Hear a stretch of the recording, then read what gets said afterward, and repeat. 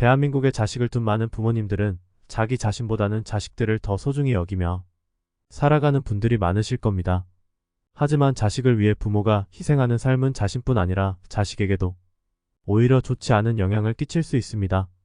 자식들은 부모의 행동을 보고 배웁니다.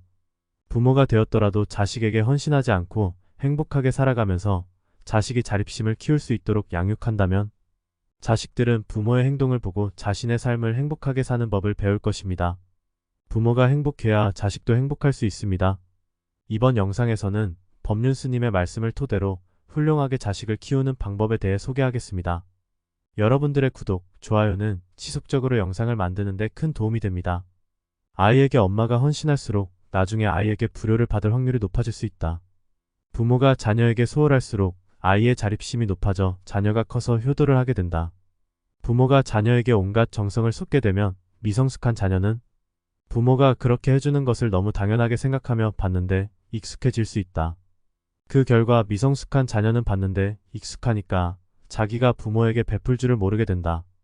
하지만 어릴 때부터 자식이 노력해서 돈을 벌어 부모에게 주면 베푸는 습관이 생기게 된다. 옛말에 남의 머슴살이를 시키면 효자가 되고 논 팔아 대학 보내면 불효자가 된다는 말이 있다. 늘 부모의 도움을 받으며 살아왔기 때문에 베풀 줄을 모르게 된다. 가난한 집에서 태어났더라도 자신의 노력 없이 부모의 헌신 덕분에 대학에 가게 되면 생활 수준을 맞춰야 해서 부모님을 지원할 여유가 없다. 그렇게 성장한 자녀들은 베푸는 연습이 되어 있지 않고 받는 습관만 형성된다. 또한 대학에서 사귄 친구들과의 생활 수준과 비교하게 된다. 부모에게 지원을 받아서 대학교는 다니는데 나머지 지원을 못 받으니 자신이 노력해서 친구와 생활 수준을 맞추기도 어려워 비교를 하게 되고 부모를 잘 못 만나 그렇다고 생각할 수도 있다. 그래서 부모에 대한 고마움이 별로 안 느껴질 수 있다. 부모의 입장으로는 자식을 위해 많은 희생을 했기 때문에 자식에게 바라는 마음이 커지기 마련이다. 결국 부모가 자식에게 바라는 마음은 크지만 자식들은 부모에게 주는 연습이 되어 있지 않고 오히려 부모에게 불만을 가지고 있게 되어 부모-자식 관계가 나빠질 확률이 높아질 수 있다. 부모가 자식을 고생해서 키울수록 기대 안 하려고 해도 기대가 커지기 마련이다. 나중에 자식이 마음에 안 들면 내가 내 키운다고 얼마나 고생했는데 이 말이 입에서 절로 나오게 된다. 그러니 부모들은 행복하게 사십시오. 부모가 행복하게 사면 애들은 저절로 큽니다. 자식 키우기 힘들다는 말을 하게 되면 자식들은 심리적으로 무거운 짐을 지게 된다. 내가 부모를 힘들게 했다는 심리적 짐이 생겨 심리적으로는 효도해야 된다는 걸 안고 살아간다. 오히려 부모가 난 널 도와줄 수 없으니 너 알아서 살아라 말한다면 처음에는 굉장히 부모를 원망하겠지만 자식은 결국 자립심을 키울 수 있다. 부모는 자식에게 해준 게 별로 없으니 자식에게 기대를 별로 하지 않는데 자식이 부모에게 베푸니 자식이 효자처럼 느껴질 수 있다.